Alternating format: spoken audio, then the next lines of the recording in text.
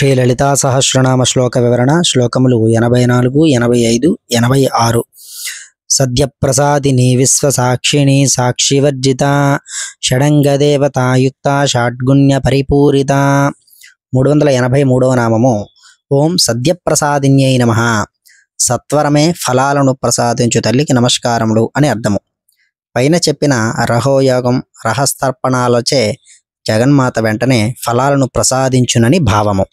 384వ నామము ఓం విశ్వసాక్షిణ్యై నమః. సమస్తానికి సాక్షీభూతురాలైన తల్లికి నమస్కారములు అని అర్థము. 385వ నామము ఓం సాక్షి వర్జితాయై నమః. తాను సర్వానికి సాక్షి అయి ఉండి తనకంటూ వేరొక సాక్షి లేని తల్లికి నమస్కారములు అని అర్థము. 386వ నామము ఓం షడంగ దేవతాయుక్తాయై నమః. షడంగాలకు దేవతలైన వారిచే శక్తులతో ఆవరించబడి ఉండు తల్లికి నమస్కారములు అని అర్థము.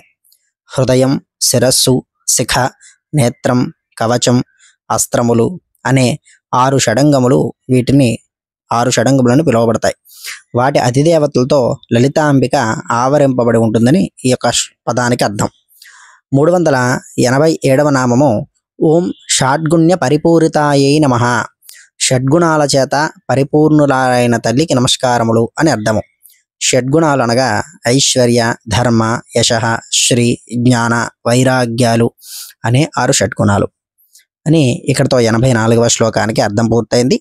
85వ శ్లోకము నిత్యక్లిన్నా నిరుపమ నిర్వాణ సుఖదాయిని నిత్యషోడశికారూప శ్రీకంఠార్ధశరీరిణి. 388వ నామము ఓం నిత్యక్లిన్నాయై నమః. సదాదయతో ఆర్ద్రమైన స్వరూపంతో ఉండు తల్లికి నమస్కారములు అని అర్థము. 389వ నామము ఓం నిరుపాయై నమః. ఉపమానమే లేనట్టి అంటే సాటి లేనట్టి తల్లికి నమస్కారములు అని అర్థము. 390వ నామము ఓం నిర్వాణ సుఖదాయిన్యై నమః. నిర్వాణ సుఖాన్ని అంటే మోక్షాన్ని ప్రసాదించే తల్లికి నమస్కారములు అని అర్థము. 391వ నామము ఓం నిత్యషోడశిఖారూపాయై నమః. నిత్యదేవతలైన 16 రూపాలలో తేజరుల తల్లికి నమస్కారములు అని అర్థము. కామేశ్వరి మొదలు త్రిపుర సుందరి వరకు గల 16 దేవతలను నిత్యదేవతలు అంటారు. లలితాంబిక షోడశికారూపిణి కావున షోడశాక్షరీ మంత్రం జపించు వారి ఎడల ప్రీతి కలదై అభీష్టములను వసగునని కూడా చెప్పవచ్చు. 392వ నామము ఓం శ్రీకంఠార్ధ శరీరిణ్యై నమః.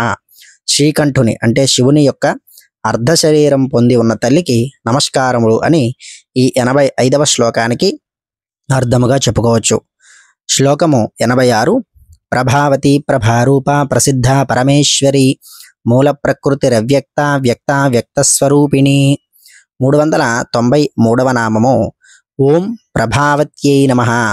ప్రభాదేవతలచే అణిమాది ఆవరణ దేవతలందరి చేత ఆవరింపబడి ప్రకాశించుతున్న తల్లికి నమస్కారములు అని అర్థము. 394వ నామము ఓం ప్రభారూపాయై నమః. అణిమాది దేవతలచే సస్వరూపంగా గల తల్లికి నా నమస్కారములు అని అర్థము, లేదా కాంతి రూపిణి అయిన తల్లికి నమస్కారములు అని కూడా చెప్పుకోవచ్చు. 395వ నామము ఓం ప్రసిద్ధాయై నమః. అందరిచే నేను అనే అహం అని తెలియబడుచు ప్రసిద్ధురాలై ఉన్న తల్లికి నమస్కారములు అని చెప్పుకోవచ్చు. జగన్మాత చైతన్య స్వరూపిణి కావున అందరిచే ప్రసిద్ధం అన్నమాట. 396వ నామము ఓం పరమేశ్వరి అయి నమః. సమస్తానికి అధీశ్వరి అయిన తల్లికి నమస్కారములు అని అర్థంగా చెప్పుకోవచ్చు. 397వ నామము ఓం మూల ప్రకృతి అయి నమః. సమస్తానికి మూల కారణమై ఉన్న తల్లికి నమస్కారములు అని చెప్పుకోవచ్చు. 398వ నామము ఓం అవ్యక్తాయై నమః. వ్యక్తం కాని స్థితిలో సృష్టి ఆవిర్భావానికి ముందు స్థితిలో ఉన్న తల్లికి నమస్కారములు అని చెప్పవచ్చు. బ్రహ్మము అవ్యక్తము అట్టి స్వరూపిణైన తల్లికి నమస్కారములు అని కూడా చెప్పుకోవచ్చు. 399వ నామము ఓం వ్యక్తావ్యక్త స్వరూపిణ్యై నమః. వ్యక్తము అవ్యక్తము రెండూ తానే ఉన్న తల్లికి నమస్కారములు అని చెప్పుకోవచ్చు. ఇక్కడితో 86 శ్లోకాలు వాటి అర్థాలు పూర్తయ్యాయి. ఛానల్ సబ్స్క్రైబ్ చేసుకోండి.